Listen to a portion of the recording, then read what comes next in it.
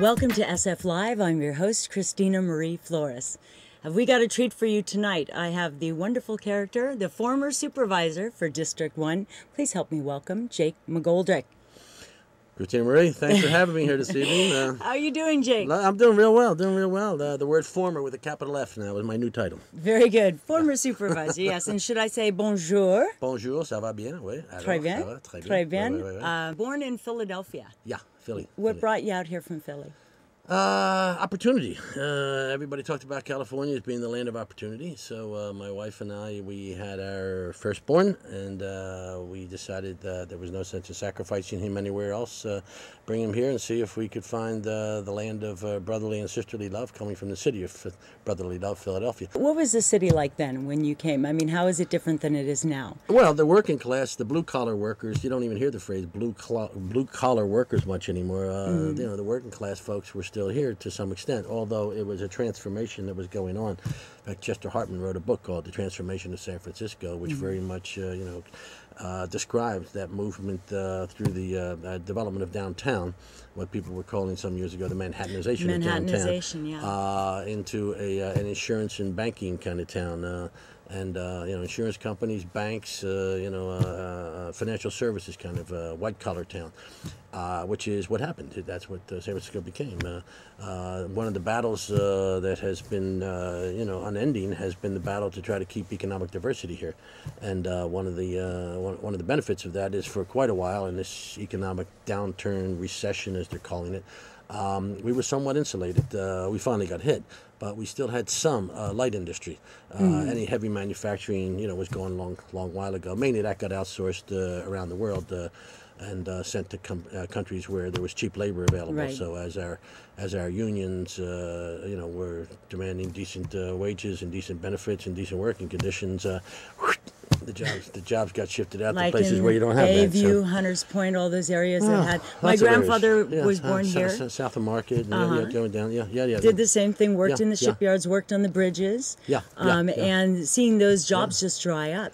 The whole face of San Francisco changing at that point. I mean, San Francisco's always been a very transitional kind of a place ever since the discovery of gold in 1848. The 49ers, the folks, it takes a year to get out here in those days. Just book a flight. Back before JetBlue. Before cheaptickets.com or something. It was like cheapwagontrain.com, I suppose. And, .com. Some of those poor folks didn't make it, but they came out in 49, and then Constantine had this influx of people. I mean, it was unbelievable. The number of people that came to California, of course, was phenomenal. Back in 1 year, you had 100,000 people coming from all over the globe, mainly Americans.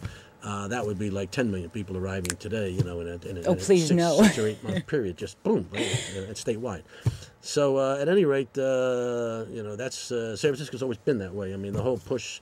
Not only to go west, young man and young woman, we should add today. Yes. But it was the Western Addition, and then they pushed out to the Richmond District and the Sunset after World War II, and so until finally hit the Pacific Ocean, there was no land left to develop. That's so true. San Francisco's had this problem with the fact that we are, hemmed in terms of land. So we're building up now. This has been the big We filled battle. up the 7x7. Yeah, and now we're going skyward. Yeah. So, you've done the construction, then you went into teaching, you worked at Presentation High School, my alma mater. Presentation High, yes. The Gremlins. The Gremlins, go Gremlins. Great place, wonderful people. I love those nuns. They created an environment there that really promoted, freedom of thinking. I mean, it's really, really good place. It was a wonderful school that taught you to be social and really work for the city that you live in. What was it? Not words, but deeds. Not words, but deeds. It's bringing back memories, Jake. That was the slogan, So at what point did you decide, okay, I need to do something about this? Is that the reason that you became supervisor? Well, I got involved in, I was always, from the time I was young, involved in one thing or another in terms of public service. I mean, I was a volunteer lay missionary, they used to call it, lay worker, kind of a Peace Corps thing in Guatemala in 1965 and 66. I was 18 years old. I was too young to go in the Peace Corps. They wouldn't take me. I didn't want to wait until I was 21, 22 and all that. So I went off and I spent a year down there working in a small village doing, social work and then what they call an alphabetization program, a literacy program for a lot of teenagers and people in their 20s learning to read and write. But and other things, health service program and different things. So, jumping from that, living in France, very much involved in the various issues here and there in France. The Vietnam War, certainly with my generation, that attuned a lot of us to the need to be active, to be involved. In San Francisco, I got concerned about housing. I was very concerned that we were flushing out what I call economically banishing a lot of people by the escalation in the cost of housing.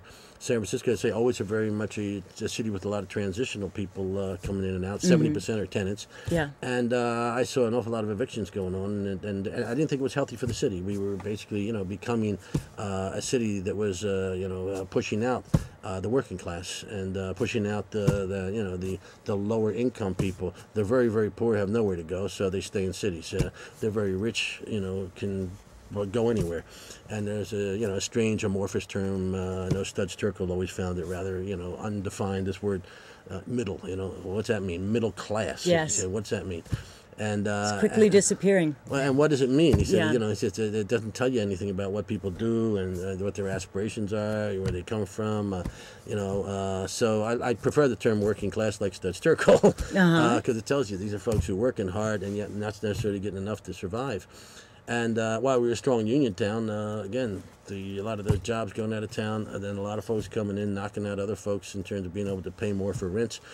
And I got very, very concerned with the housing issues in San Francisco. Having worked, I worked in carpentry for some years as well. And I did things to try to promote, excuse me. That's okay. He's knocking over furniture. That's okay. To try to promote some kind of policies, got involved with some organizations around the city. Got to be co-chair and president of different organizations, and got to be a commissioner, Art Agnos, when he was mayor, because he noticed I was out there, banging on doors, just doing grassroots organizing, and turning out hundreds of people for meetings here and hundreds over there, and finally we had a few thousand people who were engaged, and I was coalescent. It was, it wasn't just me. It was me and lots of other people. And the issues of housing are still, at the top of the list in terms of San Francisco's concerns and what it means in terms of who we're going to have living here, who's going to contribute to, what is the cultural environment. And while the word culture is a funny, strange kind of beast in some ways, I think that, the economic, the socioeconomic strata in any culture is something that helps you to find people who can devote themselves or not devote themselves because they don't have time to issues in the public realm. And when you've got a culture where you've got a very engaged population like San Francisco, you don't want to lose that. Philadelphia, for all the wonderful things about Philadelphia has always had what people here would call a political machine, and it's very difficult to break through. It's very difficult to bring up issues unless you bring it up through the structure, and the structure is often very engaged and very, if you would, stagnant. Yes. And to keep it active, you need to put new blood in, and I think that's what San Francisco always has: is opportunities for new folks, new opportunities, new ideas, and it's a great place for that. Yeah. You have served 8 years on the Board of Supervisors. What has been the thing that you are most proud of that you've been able to accomplish in that time? I'm most proud of the fact that we have a real, the word transparent. I used to hear it, but I'm a real transparent, honest, open government. And that's really important. You can't understate that. You can't understate it. There's nothing more progressive when they talk about progressivism in San Francisco and progressive people and officials. There's nothing more progressive than open, honest government where people know what's going on. You can talk about the issues, whether they're housing or whether it's public transit or whether it's investing in this or investing in that or levels of taxation and so on. But the issue of being able to participate in this government is phenomenal. I mean, I've been around the world to many, many, many places. I lived in Spain when you had a fascist government, and when I was in Guatemala, again, military junta kind of government, had a machine gun put to my head. Fortunately, didn't pull it, so I was reborn that night when they didn't pull that trigger, But yeah, I see where, the rule of the gun, and power coming from, the barrel of a gun, that old saying is unfortunate in some places, in too many places, and there's chaos in so many places. There's no order. You can name all kinds of countries.